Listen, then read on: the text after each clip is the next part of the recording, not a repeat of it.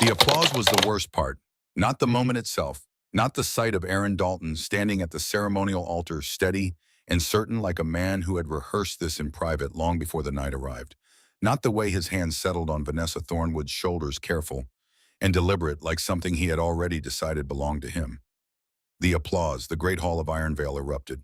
1,000 wolves cheering beneath vaulted stone ceilings, wrapped in silver banners, gold candles blazing in iron fixtures, the High Elder's staff striking marble for witness, and every voice in the room lifting together in celebration. Brianna Coulter stood 10 steps from that altar in a blue dress her younger sister Faith had saved 3 months to make for her. She pressed her hand flat to her chest, breathed once, the mate bond beneath her collarbone, that warm living thing that had hummed steadily for 3 nights, didn't fade. It tore, pulled like a root ripped violently from soil that had held it for years. She breathed again.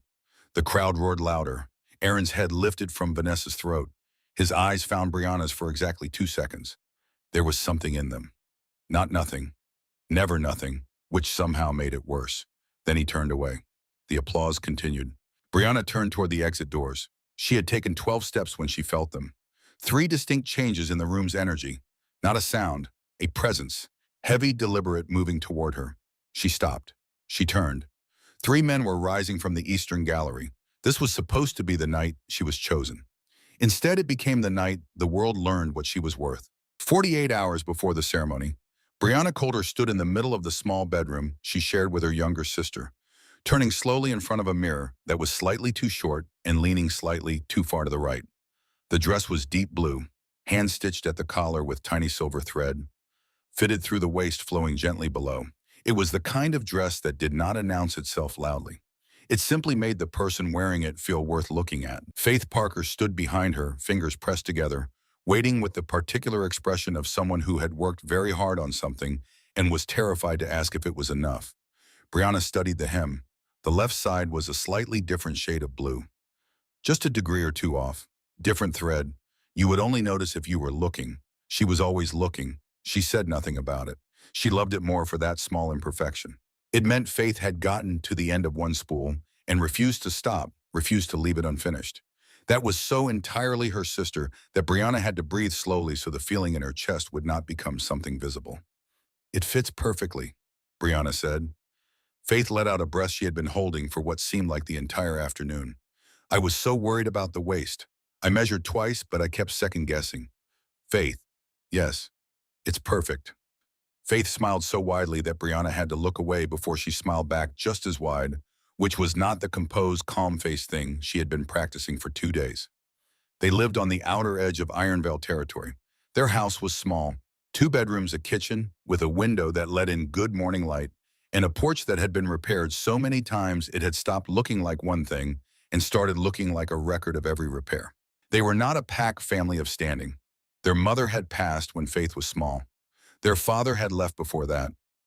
What they had built between the two of them, carefully, without asking anyone for more than what could be earned. Brianna had grown up understanding something that people who grew up with pack status never had to learn. Wanting something too loudly was the same as handing it the power to destroy you. So she kept her wants quiet, kept her hope close to her chest, showed the world a calm face, and filed everything difficult away in a private place where it could not be used against her. Faith did not have that problem. Faith felt everything at full volume and saw no reason not to. "Do you think tonight he'll finally—" Brianna stopped her gently but immediately. "Don't say it out loud." Faith closed her mouth, tilted her head. "Why not?" "Because if you say it out loud and it doesn't happen, it will hurt twice. Once for the thing, once for the saying." Faith was quiet for a moment. Then softly, "And if it does happen?" Brianna turned back to the mirror, smoothed the skirt with both hands. "Then it will have been worth the quiet." The bond had ignited 3 nights before. Brianna had been running the tree line at the eastern edge of the territory, something she did when the weight of the world needed somewhere to go. The dark was full and cool, the copper moon hanging low over the ridge, and the forest had that particular stillness it got in the deep of night when even the animals slowed. Aaron Dalton had been there, not as the Alpha King, not in any formal capacity, just a man running the same tree line for what felt like the same reason. She had smelled him before she saw him. Warm cedar, clean wolf. The faint trace of iron that came from carrying authority long enough that it worked its way into the skin. They had both stopped at the same moment. She remembered that clearly. Neither of them surprised exactly, more like recognized. The bond ignited the way the old stories described it, like something clicking into place that had been slightly wrong before. Not dramatic, not a crash, just a quiet, complete settling. The feeling of a thing becoming what it was always supposed to be. He had reached for her hand in the dark. She had let him. His voice had been low and certain. Stay close to me tomorrow night. She had believed him completely. That was the part she would think about later, in the silence after everything broke. Not that she had trusted him, not that she had hoped, that she had believed him completely. No reservation, no hedge. Full open belief in the words of a man who had held her hand in the dark and looked at her like she was something he had been searching for. She should have known. People who hold your hand in dark places and make promises are often the same people who step into the light and behave as though the dark never happened. But she hadn't known yet. Not then. Then she had simply believed him. And the believing had been warm, and she had carried it home like something precious. The morning of the ceremony came with noise and light. The pack stirred early, families in their best clothes moving toward the Great Hall district, children running ahead of their parents. The air thick with anticipation, which for wolves had a particular quality, electric, slightly sweet, shot through with the territorial markers of 100 families excited in the same direction. Brianna was in the communal courtyard when Gabriela Martinez found her. Gabriela was one of the pack's long-standing members, a woman of warm eyes and careful observation who had known Brianna since before Faith was born. She had the quality of someone who noticed things and held them without judgment. She studied Brianna for a moment. "You are not nervous," she said. "I am terrified," Brianna replied, "but I have learned to wear them the same way." Gabriella made a small, knowing sound. Some people would say that is a gift. Some people haven't worn it long enough to know how heavy it gets. They stood together in the courtyard as the pack moved around them. Brianna watched the faces, all that excitement, all that hope, all that anticipation directed outward and visible. She thought about what it would feel like to let hope sit on the outside like that, to not guard it. She had tried once. She was 12. It had not gone well. She had filed that lesson away and not reopened it. The Thornwood family arrived in formal pack colors, deep gold and ivory, pressed and exact. Vanessa Thornwood walked with her family at the center of the procession. Tall, composed, dressed in a way that announced her status without having to speak it. Her hair was pinned with small gold clasps. Her chin was level. She carried herself the way women do when they have been told their entire lives that what they carry has value. Brianna's eyes met Vanessa's for exactly one moment. Nothing hostile passed between them. It was simply an exchange of recognition. Two women aware of each other's presence in the same space. Vanessa looked away first. Not unkindly. Brianna filed it away. Moved on. She could not have known then what Vanessa Thornwood represented. She could not have known that the political machinery that would tear her apart had been running for 6 weeks quietly, in rooms she was never invited into, arranged by people who looked at her bond with Aaron Dalton and saw only an inconvenience to be managed. She did not know any of that yet. She only knew that Faith appeared at her elbow with bright eyes and warm hands, and the two of them walked toward the Great Hall together as the afternoon light turned copper and long. Faith chatted softly about the decorations, about who she had seen in the courtyard, about whether the elders' ceremony would be long or short this year. Brianna listened with the particular attention she gave Faith, full, unhurried, the kind of listening that said, "You matter. Everything you're saying matters. I am here." Her free hand pressed briefly over her chest where the bond hummed, warm, steady, alive. She did not know that feeling had hours left. The Great Hall of Ironvale had been built to hold 1,000 wolves standing shoulder to shoulder. Tonight it held just that. The stone columns wrapped in braided silver rose from the floor to the arched ceiling. Iron candle fixtures ran the length of the hall, hundreds of them, burning amber, casting the room in warm, shifting light that made everything look slightly golden, slightly sacred. The High Elder's platform stood at the far end, elevated 4 steps above the floor. The ceremonial staff already in the Elder's hands, already gleaming. The scent of the room was enormous. Pack wolves, hundreds of them, warm and territorial and expectant. The specific combination of so many wolves in a formal space. Heightened, communal, slightly charged. The scent of anticipation made physical. Brianna found her place near the center of the floor, toward the left of the gathering, Faith beside her, Gabriella, a few yards away, already watching the crowd with those careful eyes of hers. The hall buzzed low and warm, like something about to resolve. The first two claiming ceremonies of the evening passed with warmth. An older couple already bonded, making it formal before the pack. A young male from the Eastern District and his mate, both nervous, both grinning. The hall received them with affection. Brianna's pulse had been uneven since she entered the hall. Not in a bad way, in the way of someone standing on the edge of something they have waited for a long time. The bond beneath her collarbone was warm, present, humming in the direction of the dais without her permission. She breathed steadily. She kept her face composed. She was good at that. Aaron entered with his counsel at the tail end of the second claiming. He came through the east door, 6 members of the Iron Veil Council flanking him. And the hall reorganized itself around his presence the way it always did when the Alpha King walked in. Not urgently, not dramatically, just a natural gravitational shift. Heads turning, space opening. He was dressed in formal Iron Veil colors, deep charcoal and dark silver, structured at the shoulder. He moved with the unhurried authority of someone who had carried a pack for long enough that commanding a room was no longer something he had to think about. It simply happened. He did not look at Brianna when he entered. She told herself that was strategy, discretion. He had told her to stay close, not to make a scene. He would have reasons for keeping his expression neutral. His gaze general. He was a king. He had an entire hall watching him. She understood that. She understood that. She repeated it quietly inside herself twice. The third bell sounded for Aaron's claiming. The hall settled into a charged stillness. Even the children who had been restless in the back rows went quiet. This was the moment the evening had been building toward. The Alpha King claiming his mate before the pack. Brianna's heart lifted. It was involuntary. That treacherous, beautiful lift that happens when you have held hope carefully for so long and are now finally in the moment when holding it is no longer required. She stood straight and kept her hand still. Aaron moved to the ceremonial center. His steps were measured. His expression gave nothing away. He stopped. He turned, not toward Brianna. The hall shifted. Brianna's mind shifted 1 second behind the physical world. The way minds do when they encounter something they are not prepared to receive. Vanessa Thornwood stepped forward from the Thornwood family line. Her face was composed, her chin level, her eyes forward. She moved to the ceremonial center with the careful, deliberate steps of someone who had been practicing this walk. The High Elder raised his staff, began the formal words of claiming. Brianna heard them from a great distance. She heard Aaron's voice respond, low, certain. The ritual syllables, and each one landed somewhere in her chest with the specific weight of something permanent. She stood still. She breathed.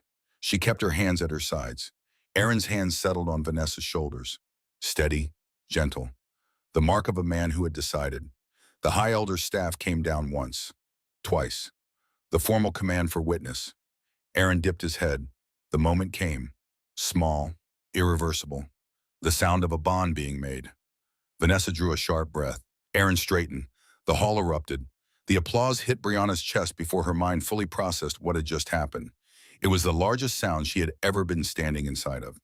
Every wolf in the room celebrating simultaneously. The sound bouncing off stone columns and vaulted ceilings and iron candle fixtures until it was everywhere at once.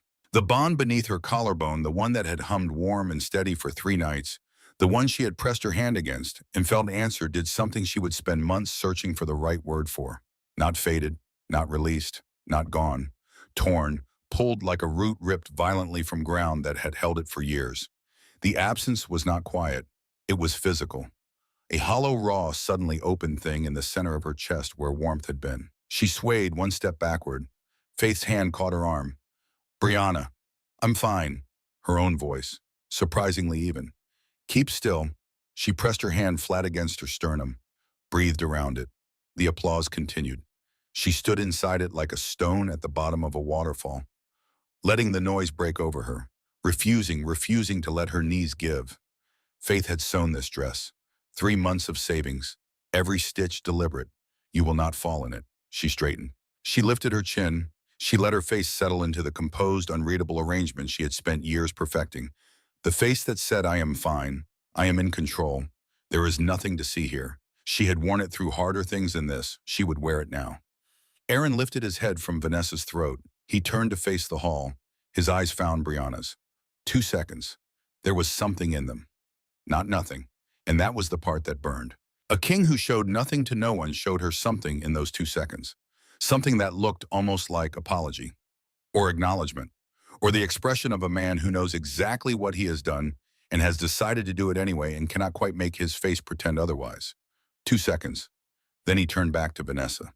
The applause filled the space between them. Brianna turned toward the exit doors. She did not run. She did not allow herself to run. She walked, one foot in front of the other, measured and deliberate, each step a choice. The choice not to give this room her grief, not to let anyone present carry the story of Brianna Coulter breaking in the middle of the Ironvale Great Hall in a blue dress. Faith moved with her instantly. Not a word, just there. Her hand released from Brianna's arm and moved to her back instead, a small warm pressure between her shoulder blades. Steady. The crowd did not notice them leaving. The crowd was still celebrating. The High Elder's staff rang again. Somewhere behind them, Aaron was being presented with his mate before the assembled pack. Brianna walked. She had taken 12 steps when she felt it. Not heard, not seen. Felt. 3 distinct shifts in the room's energy. Heavy, deliberate, moving toward her from the direction of the Eastern Gallery. Not hurried, intentional. Like something responding to something. Her feet stopped before she decided to stop. Every instinct she had went alert. She turned. The 3 men were rising from the seats reserved for visiting dignitaries. They rose slowly, without urgency, with the specific kind of unhurried movement that belongs to people who have never needed to rush, because the room reorganizes itself around them by default. The first was built like a man who had decided long ago that obstacles were not things to walk around. Dark-eyed, wide-shouldered, a jaw that looked like it had been set against a great many things and had not moved. He wore the dark colors of the Northmere packs, subdued, serious, entirely without decoration. The second was still in the way that deep rivers are still. Still like deep rivers are still, composed in a way that it suggested enormous depth beneath a smooth surface. His eyes had already reached Brianna before the rest of him did. Dark, careful, cataloging. The third was younger in his energy than the other 2. His mouth carried the beginning of something that might become a smile, though it had not fully arrived. He watched her with the particular focus of someone who had noticed something rare and was quietly deciding what it meant. They were not walking toward the exit. They were walking toward her. The hall noticed. The celebrating thinned. People turned. Brianna heard rather than saw Aaron descend from the dais behind her, felt the shift in the room's dominance markers that his movement created. The first man reached her. He did not bow, he inclined his head, a small, deliberate acknowledgement, the kind that carries weight precisely because it does not come easily. Brianna Coulter, he said, not a question. He already knew. She looked at him. You know my name. Your scent has been carried in Northmere records for longer than tonight. A pause, brief but full. He was careless with something rare. The second man stopped 2 steps away. He looked at her with those still dark eyes for a long moment. Then odd simply, you're still standing. Was I supposed to fall? The corner of his mouth shifted, something that was not quite a smile but was close. Most do. The third man tilted his head, studying her with that particular attention. The bond beneath your collarbone, he said quietly. It did not disappear, it changed. Her hand moved to her chest without permission. Behind her, Aaron's footsteps on the marble. The hall, which had been celebrating 30 seconds before, went the specific kind of quiet that only happens when power shifts, and every wolf in the room feels it simultaneously. 3 Alpha Kings from 3 separate territories had risen from their seats and walked across the Great Hall of Ironvale toward a woman standing alone in a blue dress. That was not ceremony. That was not courtesy. That was something else entirely. This was supposed to be the night she was chosen. Instead, it became the night the world learned what she was worth. His name was Benjamin Cross, Alpha King of the Northmere Pack, a territory that ran along the northern ridge and carried a history of hard winters and harder decisions. He had ruled it for 11 years. He had not been challenged in 7. He spoke plainly because he had spent too much of his life in rooms full of careful dancing words, and he had decided at some point that plain was better. He stood before Brianna in the Great Hall doorway and held his ground without pressing it, not surrounding her, not crowding her, simply present, the way a wall is present, solid and unhurried. The second man was Samuel Kane, Alpha King of Setarali, a territory known for its intelligence networks and its silence. Samuel was the kind of man who gathered information the way some men gathered weapons. Quietly, thoroughly. without revealing how much he had until the moment it became useful. He stood 2 steps back from Benjamin. His eyes moved steadily across the hall, cataloging the room while appearing to do nothing of the kind. The third was Nicholas Rains, Alpha King of Ashbourne West, the youngest territory of the four and arguably the most carefully watched. Nicholas had inherited his kingship young and had spent the years since proving it had not been a mistake. He moved with a lightness that the other two did not have. Not carelessness, but a kind of ease that came from confidence rather than position. Together they created a perimeter around Brianna that every wolf in the hall could read. Not surrounding, flanking. There was a difference, and it was the kind of difference that carried an entire message without a single word. Aaron descended the dais steps, crossed the hall floor. His expression was controlled, but something had shifted beneath it, some precise crack that had not been visible before. He looked at the three kings. He looked at Brianna. His voice came out even, because he had trained himself to deliver things even. She is under Iron Veil's protection. Benjamin Cross looked at him for a long moment. When he spoke, he was not loud. He did not need to be. Then Iron Veil should have protected her an hour ago. The hall absorbed that, so did Aaron. The High Elder descended from the platform slowly, with the careful steps of an elder who had presided over more difficult nights than this one and had survived them all. He stopped a respectful distance from the gathering, addressed Brianna directly, which was notable because it meant he was speaking to her, not about her. The ancient law of the pack grants you right of challenge, he said. A publicly separated fated mate may invoke proceedings. The hall stands as witness. He waited. The room was entirely still. Aaron's jaw tightened by the smallest possible degree. His hands were at his sides. He looked at Brianna with an expression she could not fully read. Complicated, controlled, containing something that might have been dread if kings were allowed to experience dread in public. Brianna was quiet. She felt the pull of it. She would not pretend she did not. Justice had its own gravity. The pull of being made right in the same space where you had been made wrong, in front of the same witnesses, with the same formality. She felt that pull the way you feel an empty space where a tooth used to be. Persistent, tempting to press. She thought about Aaron standing in the ceremonial center choosing the crown. She thought about what a challenge would look like. Him exposed. Consequences formal and public. The same hall that had applauded his choice watching him face its cost. She thought about it for a long time in the space of a few breaths. Then I released the claim. The silence that followed was different from any silence the hall had held that night. Not the hushed silence of witnessing. Not the electric silence of anticipation. This was the silence of a room that had expected one thing and received something it did not know how to categorize. Brianna continued. She did not raise her voice. She did not need to. I will not build my worth on his consequence. Making him pay for this will not give back what was torn from me. And demanding that he suffer so I can feel restored is not the same as being strong. It is the opposite.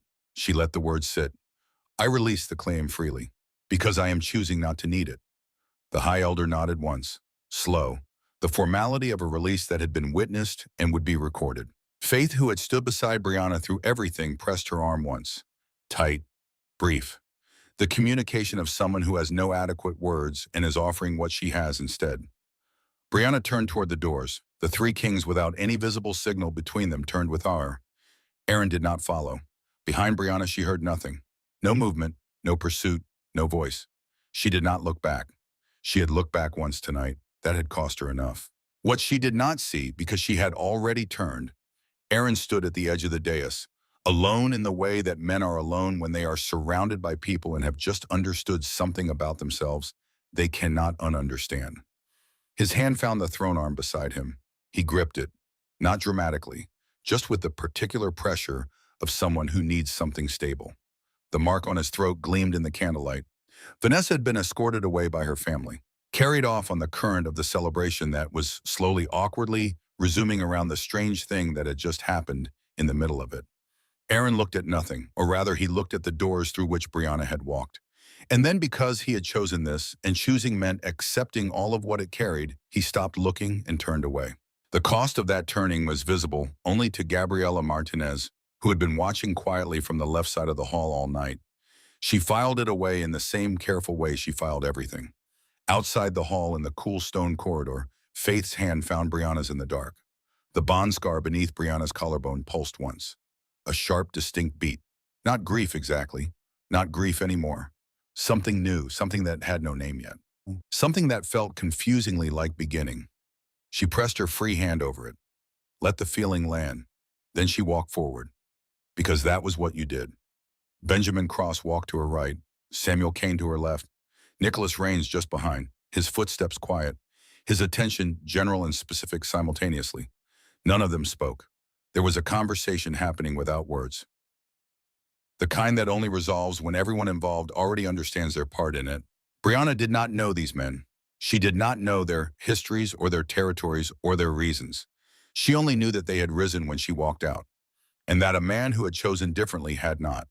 She would not confuse that for certainty. She had been certain once tonight. She would not do it again quickly, but she filed it away. The way she filed everything, carefully, in the place where she put the things that might matter. Benjamin arranged lodging quietly. No announcement. No ceremony around it. Simply quarters in the Northmere delegation's wing. Ready before Brianna had even fully decided to accept them. Clean rooms. 2 beds. A window that looked out over the lower territory. And a fire that had already been lit when they arrived. Brianna noticed. She filed it away. She did not know yet how to receive kindness that asked nothing in return. She had received kindness before, but it had almost always come attached to something. An expectation, a reminder, a slow-building debt. Kindness that simply existed without a ledger attached to it was unfamiliar territory.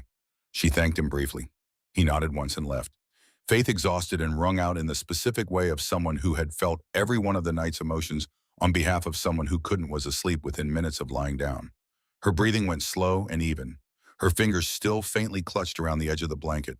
Her face soft with the particular peace of someone too tired to hold anything else. Brianna sat at the window. She could not sleep. She had known she would not be able to sleep. The bond scar beneath her collarbone was still warm. Not painfully, but persistently. A phantom warmth. The kind that comes from a wound that has closed but remembers what it was before. She pressed her hand over it and felt it pulse under her palm, slow and low. Like something very far away still trying to reach her. She thought about 3 nights ago, on the tree line, the copper moon, Aaron's hand in the dark. She thought about the 2 seconds in the Great Hall when his eyes had found hers and shown her something real, something genuine, something he had clearly decided in advance not to let himself show for more than 2 seconds before composure came back down. She thought he knew. He had known at the tree line. He had already made his decision, or already been told what his decision would need to be, and he had still taken her hand and said, "Stay close." She sat with that for a long time. The knock came just before dawn. 3 quiet raps on the door, not urgent, not casual. The specific knock of someone who does not want to startle anyone, but is not willing to wait until morning. Samuel Kane. He waited in the doorway until she stepped back to let him in. He entered the room the way he did everything, with minimal movement, maximum awareness, his eyes moving across the space in one clean sweep before returning to her. He did not sit, he stood near the window, and he did not bring comfort. He brought information. Samuel was the kind of man who understood that comfort, while sometimes useful, was not always what a situation required, and that the more respectful thing was to offer honesty and let the person decide what to do with it. My network intercepted a communication, he said, dated 6 weeks ago, between members of the Ironvale Council and the Thornwood family. He paused. The alliance was arranged before the ceremony. Aaron's council presented it as the condition of the coalition's continued support. Brianna was quiet. Samuel continued. The threat was dissolution of the PAC's southern alliances, loss of trade routes, possible territorial challenge. They gave him the choice of the bond or the crown, and they gave him 3 days to decide. He stopped. He chose the crown. She heard her own voice, steady, factual. He chose the crown. He believed, according to the correspondence, that you were resilient enough to survive it. Brianna let that land, let it settle into the shape of what it was. He was wrong, she said finally, about what surviving would cost. Samuel nodded. He did not try to soften it. He simply acknowledged it, which was what she needed. Not to have the difficulty managed, but to have it seen. They stood in the quiet for a moment. Outside, the territory was beginning to move into early morning. The faint sounds of a pack community waking, distant and indistinct through the window glass. Why are you telling me this? She asked. Because you have a right to the full picture, he said. What was done to you was not entirely impulse. It was arranged, calculated, and the people who arranged it are not done. She turned to look at him. What do you mean, not done? And that was when she saw it. Her eyes moved past Samuel to the small table near the door. A table that had been clear when she sat down at the window. One of her belongings had been moved. A small item, personal, that she had set on the opposite side of the room when they arrived. Now it was on the table near the door. Not fallen, not shifted, accidentally. Placed. Her whole body went still in the particular way of someone whose animal instincts have registered a threat before the rest of them has caught up. Samuel saw her go still. His expression sharpened immediately. Not alarmed, but alert. The way a man with a long history of intelligence work goes alert when the pattern he has been watching becomes concrete. Someone was in here, she said. Yes. He was already moving, not urgently, not in panic, but with the efficient certainty of someone moving through a protocol. He crossed to the door, looked into the corridor, came back. This wasn't burglary. Nothing was missing. Someone wanted her to know they could reach her. A pause. Deliberate. Someone wanted you to know they could reach you. She looked at the moved object for a long moment. Her mind was working quickly, sorting what she knew from what she didn't. The ceremony, the release of the claim, the Three Kings Rising, the communications Samuel had intercepted. They targeted me specifically, she said. Yes. Why I'm not politically significant. I have no pack standing, no alliances. No, your family name, Samuel said. He stopped, chose his next words carefully. Brianna, the Coulter line appears in territorial records that predate the current four kingdoms. Ancient documents. Your bloodline is not common pack origin. It is something older. She looked at him. What does that mean? It means someone else already knows, and they are afraid of what happens when you find out. In a separate wing of the Ironvale Palace, Nicholas Rains had spent the night doing what Nicholas did best, moving through spaces and gathering information without appearing to do either. He had a way of being in rooms without drawing attention, of asking questions that sounded like small talk, of being pleasant and light and entirely unassuming while his mind ran at a speed his expression never revealed. By the time the sky began to light, he had confirmed Samuel's finding about the bloodline through a secondary source, an old territorial archivist who had been startled by Nicholas's precise questions and had been talked very smoothly out of asking why a visiting Alpha King was in the records room at 4 a.m. The Coulter name appeared in founding documents as one of the original bloodlines from which all four current territorial kingdoms had descended. As one of the original bloodlines from which all four current territorial kingdoms had descended. If that was publicly acknowledged and verified, the territorial power structure as it currently existed would need to be entirely reconsidered. Someone did not want it acknowledged. Someone had wanted Brianna Coulter publicly humiliated, stripped of her bond, and quietly gone before anyone started asking questions. They had miscalculated in a significant way by underestimating what 3 visiting Alpha Kings would do when they witnessed the public treatment of an original bloodline.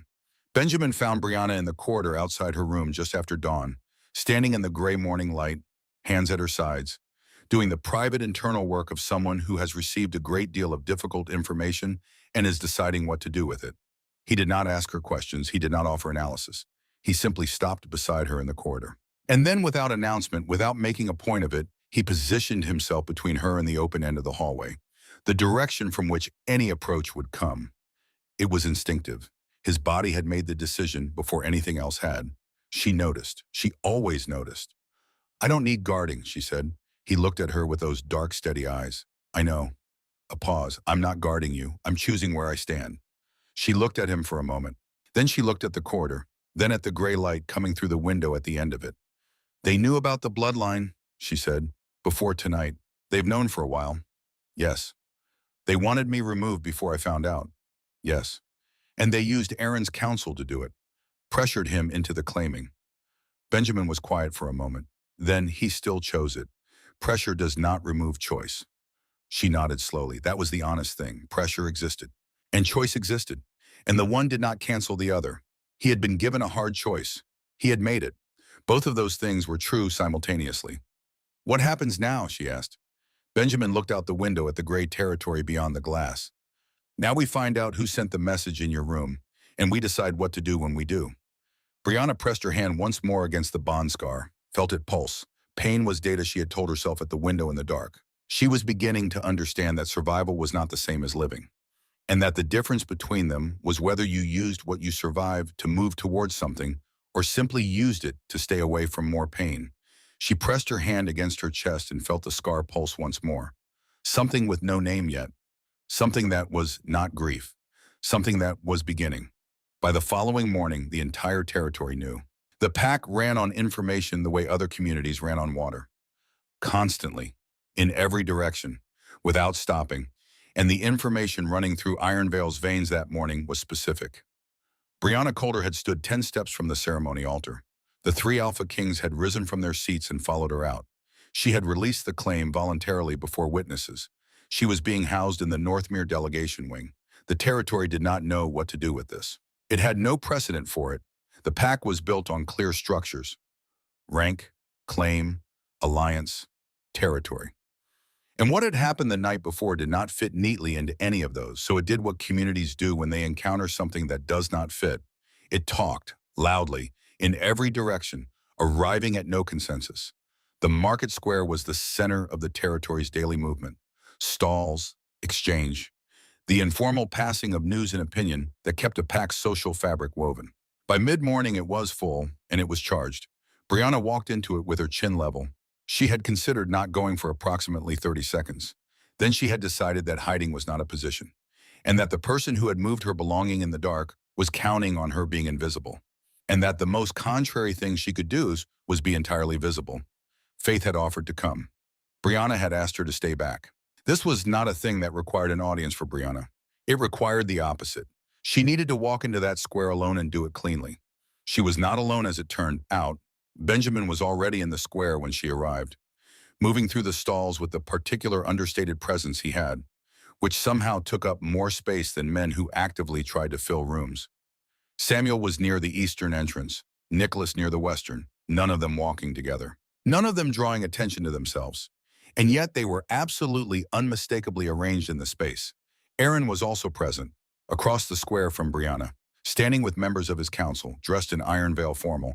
His presence in the square on this specific morning was a political statement in itself. Absence would have read as guilt, as disorder, as a king retreating from his own territory. He had to be here. He could not look at her directly. She could feel that even from across the crowd. The deliberate way his attention moved consistently in directions that were not hers. She moved through the stalls, bought nothing, was buying nothing. Her presence here was the entire point of her presence here. The first voice came from her left. Coulter. She turned. A man she did not know well, a mid-rank pack member, the kind whose name you knew without knowing anything else about them. His expression was not friendly. You destabilized the claiming, he said. Others around him nodded, a ripple of agreement. Across the square, Brianna felt the three kings' attention sharpen without moving. I released a claim that was made against me, she said. Even, factual, without being asked to, without a challenge, freely. You embarrassed the Alpha King before 4 territories. She looked at him directly. The Alpha King's choices created the situation.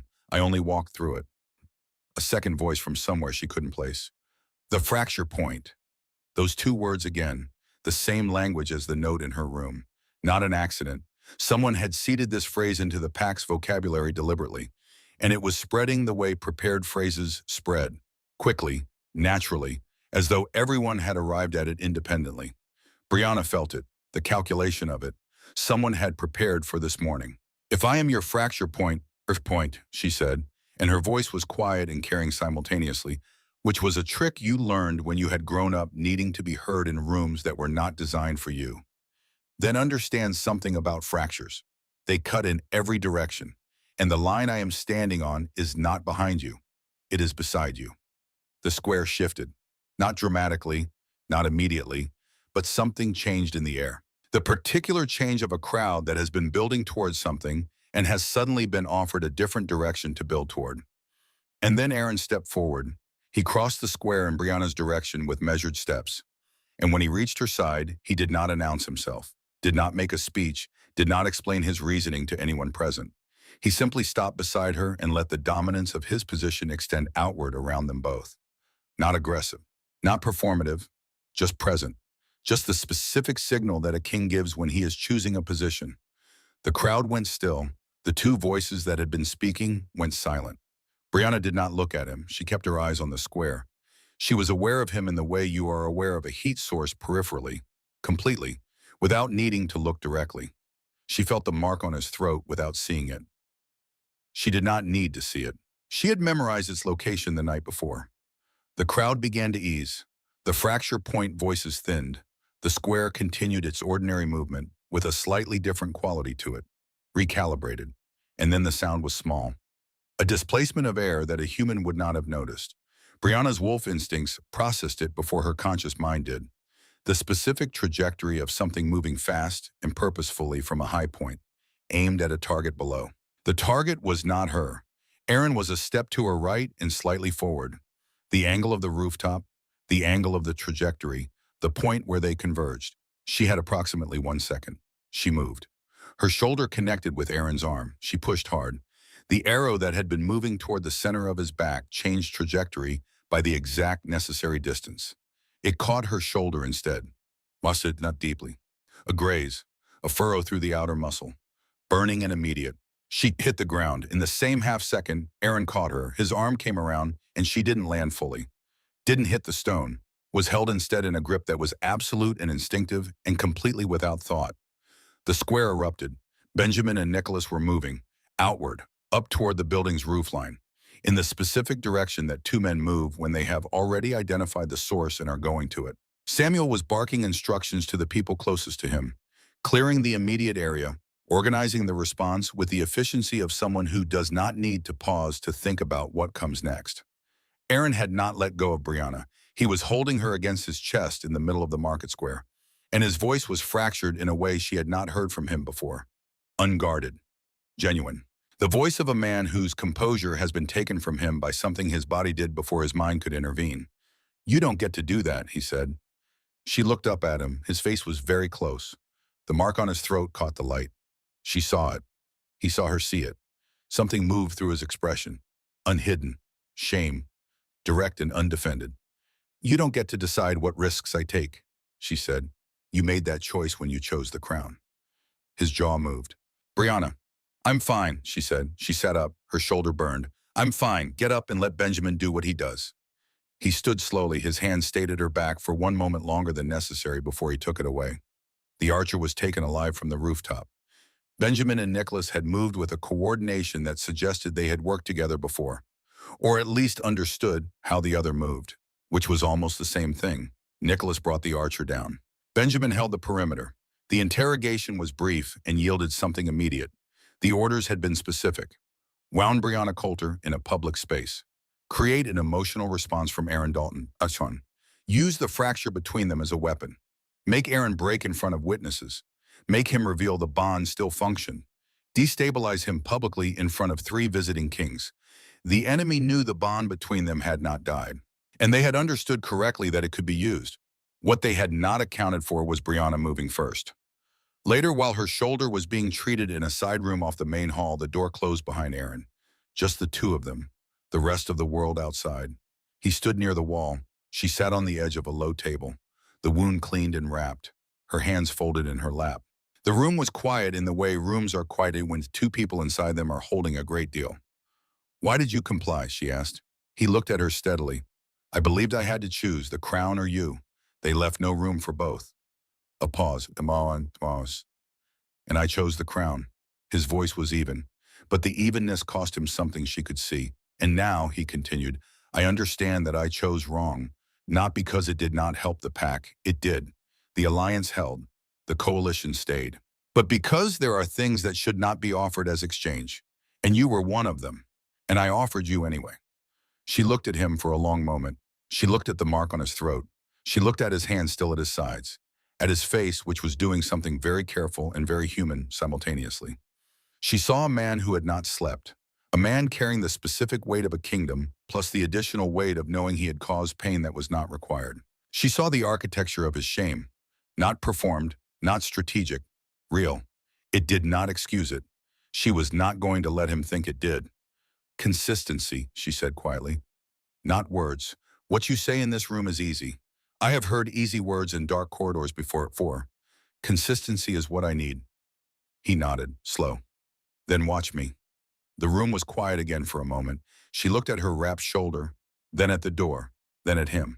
Start by going back to the square and making it clear to your pack that I am not the fracture point. I am the line they need to get behind. He looked at her for another moment. Then he moved to the door. His hand paused on the handle. Thank you, he said. His voice was very low. For moving. She did not answer. She did not need to. He opened the door and went. 2 days after the market square, the shoulder healed faster than it should have, faster than a human wound would, which was the gift in the given of being a wolf. By the second morning, the burn had become a dull ache, and by the second afternoon, Brianna was moving freely, pressing her fingers to the wrapping periodically. Not because it hurt, but because the reminder was useful.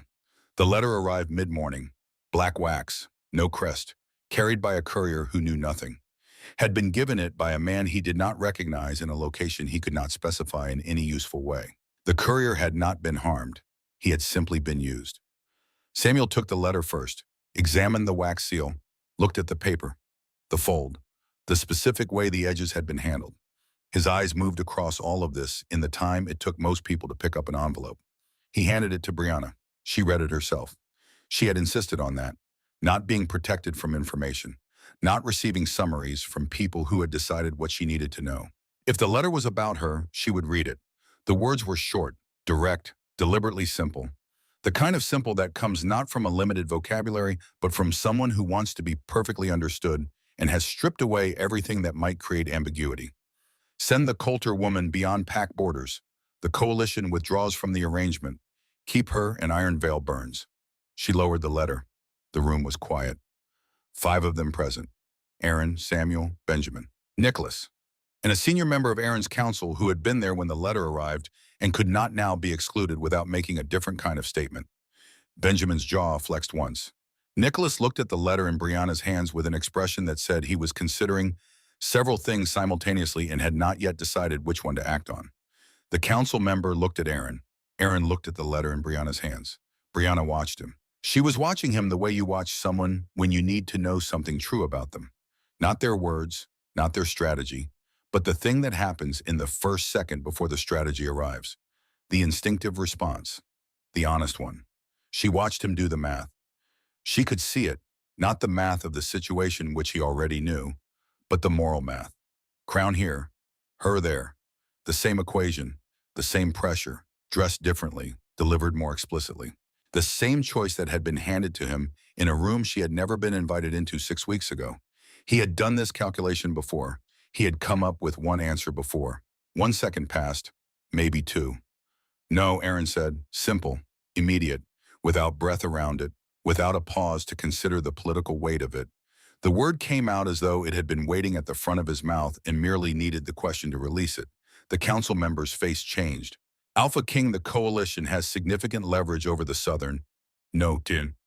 Aaron turned to look at him, not harshly, but completely. Draft a response. The answer is no. Anyone who threatens this territory through her will find that she is not a vulnerability. She is the line. They have built a war on misunderstanding that, and I am not going to allow them to continue building. The council member was quiet. Aaron looked back at Brianna. She was looking at him, that was all. Just looking at him in that direct way she had that communicated a great deal without requiring words. Something moved through her chest that was not forgiveness. She was not there yet, would not be there quickly, and he needed to know that. But it was something before forgiveness. Recognition. He had done the costly thing without calculation, without a moment of performing the decision for the room. She filed that away carefully. There is a response, she said, beyond refusal. Refusal is the correct answer. But alone, it is passive. It says what we will not do. We need to say what we will. Samuel looked at her. What are you proposing? A joint public appearance. All 4 territories represented simultaneously. United front visible to every wolf in every territory. Remove their primary assumption that we are fractured, that the space between us is a weapon they can use. She looked around the room. Samuel, you handle intelligence. Find out who sent the letter. Not the courier, not the messenger. The source, Amon. He nodded. Benjamin, perimeter. I want to know every entry and exit point of this territory and who is watching them. He nodded. Nicholas, public optics. You have a way with crowds. Use it. I need the story running through this pack to change direction. She looked at Aaron. You handle the political messaging from Iron Veil. You are the Alpha King here. The message needs to come from you in your own territory. And you, he asked. I handle myself. A beat of silence. Then something moved at the corner of Nicholas's mouth. Quiet, genuine. He looked at Benjamin. Benjamin looked at nothing in particular. Samuel looked at Brianna with those still, careful eyes of his and appeared to be recalibrating something in a significant way. Aaron nodded once. Slow. The room moved. Later that afternoon, in the quieter part of the palace, Benjamin found Brianna on the balcony. The territory spread below them, rooftops, the market square, the outer wall, and beyond it the ridgeline catching the last of the afternoon light. He stood beside her without preamble. He had that quality. He never approached a situation with preamble. Things simply began when he was ready for them to begin. I came to this territory for political reasons, he said, not looking at her, looking at the territory. She waited. I came because 3 Alpha Kings being present at the same negotiation carries more weight than 3 Alpha Kings negotiating separately. That was the calculation. He paused. I stayed for a different one. She looked at him. He turned to look at her, direct and plain, the way he did everything. I stayed because of you, but I will not compete for your attention or press you toward anything. I will simply remain where I choose to be. Well, the honesty of it landed without anywhere to deflect to. She had been in the presence of a great many men who found ways to make their interest in her sound like something else. Strategy, convenience, proximity. Who expected her to translate for them? And Benjamin had not done that. He had said the plain thing and left it there. She did not respond immediately. She was not sure she knew how to respond to a plain thing said plainly. She did not move away. That evening, Faith found her in the small room they had been using as a meeting space. Alone with the documents Samuel had prepared, Faith sat across from her without being asked, crossed her arms on the table, and studied her sister for a moment. There are 4 men in this palace, Faith said, who would walk into fire for you, and you are still deciding whether you deserve a warm room. Brianna opened her mouth. Don't argue with me, Faith said. I sewed the dress. I have opinions. Brianna laughed. It was sudden, surprised out of her, genuine. The kind of laugh that catches in your chest first and then escapes. It felt strange and good simultaneously, like a muscle used after a long rest. When did you get wise? She asked. I have always been wise, Faith said with great dignity. You just keep underestimating me. Brianna looked at her sister across the table. Thought about 3 months of saved money and a hem stitched with the wrong color thread because Faith had refused to leave it unfinished. Thought about hands in the dark at the bottom of the ceremony hall. Thought about the steady, warm pressure between her shoulder blades as she had walked toward the exit. I don't underestimate you, she said. I just forget sometimes that not everyone is waiting for me to fail. Faith reached across the table and put her hand over Brianna's. I know, she said quietly. That's what I'm here for. To remind you. Outside the territory was moving into evening. 4 Alpha Kings in different parts of the palace moving through different corridors and separate rooms were each doing their part of the thing that Brianna had assigned them. The enemy's calculation was already failing. It had been built on the assumption that a woman publicly separated from her bond would be isolated, frightened, and manageable. It had not accounted for what she would do with the space. Somewhere beyond the ridge, the real power behind the arranged letter was watching, and they were very unhappy with how the numbers were coming out. They were recalculating. That was the dangerous part. 1 week later, the conspiracy did not end dramatically. That was the first thing Brianna would tell Faith about it afterward. She had expected something dramatic, something with scale and noise that matched the amount of fear and pain it had produced. It had not been that. It collapsed. The coalition that had orchestrated the arrangement was smaller than it had appeared. 3 families, 2 territorial brokers, and 1 old political grievance that had been nursing itself for years waiting for the right pressure point. Their strategy had been elegant in the way that strategies built on deception are elegant. It depended entirely on the target behaving as expected, which depended entirely on the target being who the conspirators thought she was. They had thought Brianna Coulter was a complication, a private bond that could be quietly managed, separated, and removed. They had not thought she was anything more than that. Samuel's network had unraveled the communication chain over 6 days. Patient, systematic, following each thread back to its source with the particular thoroughness of a man who does not stop when he finds an answer, but continues until he finds the question underneath the answer. By the time he presented the full picture, every name, every connection, every arranged letter and pressured council member and threatened alliance, it was so complete that there was nothing left to argue about. Benjamin's perimeter work had identified 3 agents operating within Ironvale territory. They were removed without incident, cleanly, quietly, the way Benjamin did everything. He informed Brianna of this not as a report, but as a simple statement of completed action. She thanked him. He nodded once. Nicholas had done the thing he was born to do with public spaces. He had moved through them and talked and listened and redirected, and gently over the course of several days, changed the story the pack was telling about Brianna Coulter, from fracture point to foundation. He did it through the specific magic of conversation, which he wielded with the casual expertise of someone who had always known that the stories a community tells about people are not fixed things. They are living, and they move in response to the people they are told about. The final confrontation with the conspiracy's head was not a battle. It was a meeting. The leader, an older man from one of the 3 families, a man who had spent decades accumulating influence through careful arrangements, who had looked at Brianna Coulter and seen only a useful vulnerability, was presented with everything Samuel had gathered. Samuel placed one more document on the table. Audio analysis from 18 years prior. "You killed my mother," Brianna said. Quiet. Factual. The conspiracy leader's sneer faltered, just for a moment. She was asking questions about bloodlines, about founding documents. "We couldn't allow. You poisoned her because she wanted the truth." Brianna's voice didn't rise. Didn't need to. And now the truth is on record. Witnessed. Permanent. Not between them. Not surrounded by them, but standing with them. As one of 5 people in that room, each with a distinct and equal weight in it. He had built his entire campaign on the idea that removing her would weaken Aaron. That the bond was the leverage. That if the bond was broken publicly, Aaron would be emotionally compromised, politically exposed, and manageable. He sneered with the particular contempt of a man who still believes he holds the best cards, even when the hand has been laid flat on the table. "You have nothing. Intercepted communications mean nothing without context. You have no witnesses. No one will testify against." The door opened. 3 council members entered. The ones who had been pressured, threatened, coerced into compliance. The conspiracy leader's face changed. "They offered us immunity," one said quietly, "in exchange for testimony. We accepted." Silence. The leader looked at Brianna, really looked at her, saw what he had missed from the beginning, not a vulnerability to exploit, but a foundation that would not break.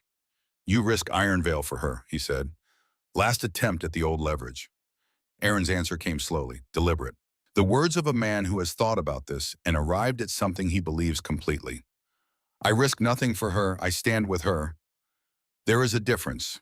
Your coalition built its entire campaign on misunderstanding that difference, and now you are sitting in the wreckage of it. The words spread through 4 territories faster than news of the outcome.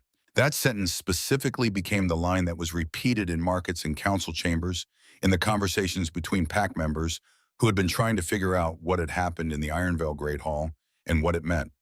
He stands with her. Not for her. With her. The distinction mattered. Every wolf who heard it understood why. The coalition fractured cleanly. The threat dissolved. The exile demand was formally withdrawn and publicly noted. The Ironvale Alliance held. And then came the quieter resolutions. Samuel found Brianna in the archive room 2 days after the confrontation. She had been reading the old territorial records, learning the history of the Coulter line in the way she learned everything. Slowly, thoroughly, sitting with each piece until she understood it. He stood in the doorway until she looked up. "I came here calculating territories," he said. "Coalition strength and intelligence advantages and political balance. That was the entire purpose of my presence." She waited. "I leave having learned something about worth that I will apply to my own kingdom." He said it plainly, without decoration. The Coulter line publicly acknowledged and verified shifts the territorial structure in ways my council will need years to fully understand. But I want it noted separately that what changed my understanding was not the bloodline. It was you. He inclined his head. A formal acknowledgement, genuine, full of weight. "I will not press anything further," he said. "That is not why I said it. I said it because it is true, and you deserve to hear true things from me." She looked at him for a moment. "Thank you, Samuel, for the information you brought me in the dark, for the honesty." He nodded, turned, left. Nicholas was easier to say goodbye to in the way that warm things are easier. They do not ask you to be heavy, only to be present. He found her in the main courtyard on the morning his delegation prepared to leave. He was dressed for travel. His mood, its usual light, carried quality. His eyes doing that thing they always did, noticing everything, evaluating it warmly. If it doesn't work out in 5 years, he said with the beginning of a smile, I want it formally noted in the record that I was charming throughout. She laughed, real, sudden, surprised. It will be noted. He looked at her for a moment with something more serious underneath the warmth. You were never the fracture point, Brianna. You were the thing they were afraid would not break. There is a significant difference between those two things, and you should know that you knew it before any of us told you. He took her hand briefly. Let it go. Take care of yourself and of Faith, and don't let anyone else move your belongings without permission. His eyes glinted with that specific humor of his. She was still smiling when he left. Benjamin was not an easy goodbye. He did not come to find her. He was simply there, as he had been simply there throughout. Not announced, not drawing attention to himself, just present in the way a wall is present. She found him at the outer gate of the palace as the morning stretched toward midday, looking out over the territory with an expression that was doing a great deal of quiet work. She stopped beside him. They stood in that for a moment. You were never the fracture point, he said. You were the foundation they were afraid of. She had heard something like this from Nicholas already, but it landed differently from Benjamin, because Benjamin said things once and meant them entirely, and she could feel the fullness of the meaning. She did not respond immediately. She did not move away. He took her hand, brief, real. I'll leave the door open, he said, not a metaphor, not a performance, a plain statement of fact. He meant it the way he meant everything, completely, without decoration. He released her hand. He walked toward the gate. He did not look back, not because he did not want to. She understood now, but because he was the kind of man who, having said what he had to say, trusted her to hold it. She watched him go. Then she pressed her hand over the bond scar beneath her collarbone, felt it pulse. Different now from what it had been a week ago. Less raw, more deliberate. The pulse of something choosing. Aaron found her in the small room without windows that they had been using for meetings. The one with the table and the chairs and the documents that were now resolved and cleared away. He came in and closed the door behind him. And for a moment, neither of them said anything because the room was full enough already. He did not kneel. He did not make a speech. He sat across from her at the table, simply, directly, in the way of a man who is not here to perform anything, only to say something. I have been wrong about what strength requires, he said. I believed it meant making hard choices without letting them cost you anything, without showing I thought that was what it looked like. A pause. I understand now that strength is feeling the full cost and choosing correctly anyway, and that the second part, choosing correctly, depends entirely on the first. If you do not feel it, you will choose wrong. She looked at him. I felt it, he said quietly. I want you to know that. I felt the bond tearing, and I stood still for it because I had decided that was what I had to do, and feeling it and standing still for it anyway was the worst thing I have ever done. She was quiet for a long moment. She looked at the table, at her hands, at the space between them. The mark on your throat, she said finally. He did not look away. He did not reach for his collar or shift in his seat.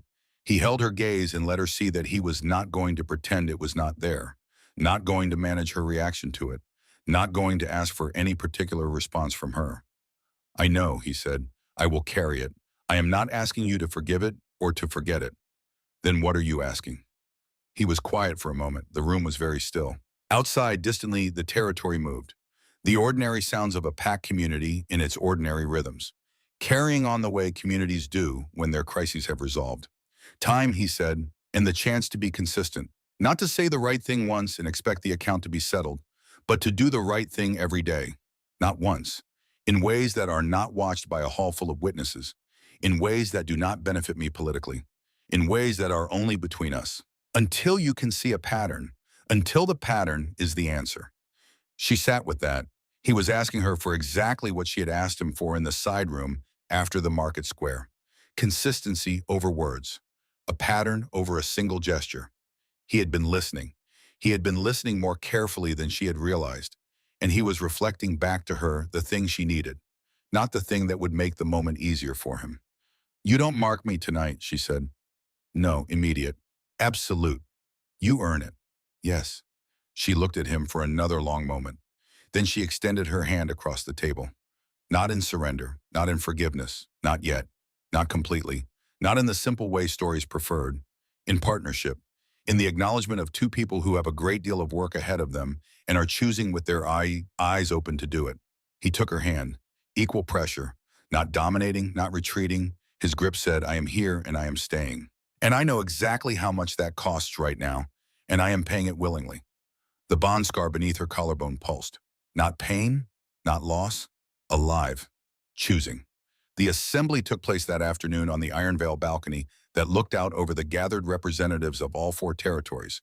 They had come, Samuel's people from Cedar Alley, Nicholas's from Ashbourne West, Benjamin's from Northmere, and they stood in the lower courtyard looking up. Behind them was the Iron Vale pack, filling the space back to the gates. Brianna stood at the railing. She had not prepared a long speech. She did not have a long speech in her. What she had was the plain truth, and she had spent her whole life learning that the plain truth spoken directly was more powerful than most things people spent enormous effort constructing. I was marked as a fracture point, she said. Her voice carried. I was separated from my bond in front of witnesses. I was targeted because someone believed my pain would make powerful men behave badly and give them the opening they needed. She let the courtyard hold that for a moment. They were wrong, not because I am remarkable, but because being discarded and refusing to disappear is something every wolf in this pack understands. You have all survived something. You have all been told at some point by someone that your pain was manageable, that your loss was a reasonable expense, that what you carried was small enough to be ignored. She looked across the faces. It is not. It never was. And standing here and refusing to be quiet about it, that is not strength. That is just the plain, ordinary courage of a person who is still here. She stopped, looked at the assembled wolves. I am not above you, I am beside you, and I am still here. The response was not what she expected. She had expected applause, the big warm crowd noise of a hall celebrating. What she got was different. It started at the front of the courtyard and moved back through the crowd, slow, deliberate, spreading like something natural. The particular bow of wolves acknowledging not authority, but earned standing, heads down briefly, not to a rank, to a person who had stood in front of something that would have leveled most people and had remained upright. In the gallery above the courtyard, Benjamin Cross inclined his head. Beside him, Samuel Kane did the same. At the end of the gallery, Nicholas Rains bowed his head with them, 3 Alpha Kings bowing. Not to Aaron, to her. The image moved through 4 territories before nightfall. That evening, Brianna and Faith sat on the outer wall of Iron Vale, watching the sun set over the territory. The light was long and copper, the same color it had been 3 nights before the ceremony, when everything had still seemed clear, when the bond had been warm and certain, and Brianna had believed in a hand held in the dark. Faith leaned her head on Brianna's shoulder. Her weight was familiar and warm and entirely right. Did you ever think it would go like this? She asked. Brianna considered the question honestly. Not the diplomatic version, not the composed version, the honest version. She thought about the dress and the hem stitched with the wrong color thread. She thought about 12 steps across the stone floor and the choice not to run. She thought about a displaced object in a dark room and Samuel's voice saying someone wanted her to know they could reach her. She thought about Benjamin saying, I'm not guarding you, I'm choosing where I stand. She thought about Aaron saying time and the chance to be consistent. No, she said. A pause. But I think I always knew it had to go through something terrible first. Faith was quiet for a moment. Then with the gentle certainty of someone who has been thinking about the important things, the dress held up. Brianna laughed, full and real and surprised and good. The dress held up. They sat together on the wall as the copper light moved off the territory and the first of the evening stars arrived. Behind them, Aaron was in the palace, giving her this quiet, not because she had asked for it, because he had understood she needed it and had chosen to offer it without being asked, which was one small step in a long series of steps. But it was the right step, and she had felt him make it. Later, not tonight, not soon, but later, she would reach for him, because she had survived the worst thing that had been done to her and had discovered in surviving it that she was not a person who needed to be chosen to have worth. She was a person whose worth had always existed, who had simply been waiting for the right circumstances to make that visible. She would choose back, not because she owed it, because she wanted to, because wanting something and choosing it freely with your eyes open, knowing the full cost, that was not the same as hoping quietly in the dark and believing a hand held in a corridor. That was different. That was better. The bond between them would not snap back like something repaired. It would settle, the way a scar settles.